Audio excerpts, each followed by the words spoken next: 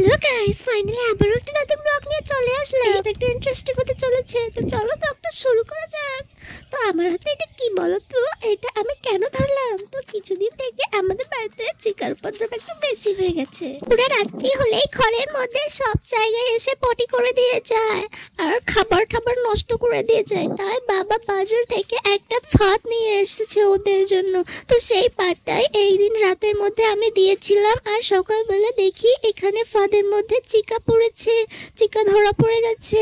তো ফাইনালি ওইটাকে আমি এখন মারতে তো পারবো না, দয়া মায়া তো আমার মধ্যে একটু আছে, তাই এইটাকে আমি ফেলে দিতে যাচ্ছি একটু দূরে আমার বাড়ি থেকে, অন্য লোকের বাড়ির কাছে। তো এই ফাঁদটা দেওয়ার জন্য আমি একটা সোয়াবিন দিয়েছিলাম এই ফাঁদের মধ্যে, তো সেই সোয়াবিনটার লোভেই ও আটকা পড়ে গেছে। তো চলো এই যে ধান ক্ষেতের মাঝখান দিয়ে যাচ্ছি, আমার বাড়ি থেকে কিন্তু অনেক দূরেই ফেলে দিয়ে আসবো।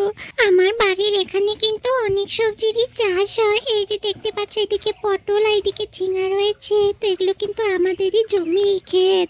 তো আমি এখানেই ফেলে দিয়ে আসবো, যেহেতু এটা আমার বাড়ির থেকে অনেকটাই দূরে, তাই এইদিকেও অন্য লোকের বাড়িতে চলে যাবে। তো যা কি হয়ে গেল বলো তো, আমি ফেলে দেওয়ার আগে আমার হাত থেকে ফাঁদটা পড়েও বেরিয়ে চলে গেল দৌড়ে, ওই ঘরের মধ্যেই ঢুকে গেছে পালিয়ে। তো বৃষ্টি হয়েছে, একটু কাদা জমেছে, আমার পা স্লিপ করে আমার হাত থেকে পড়ে গেল।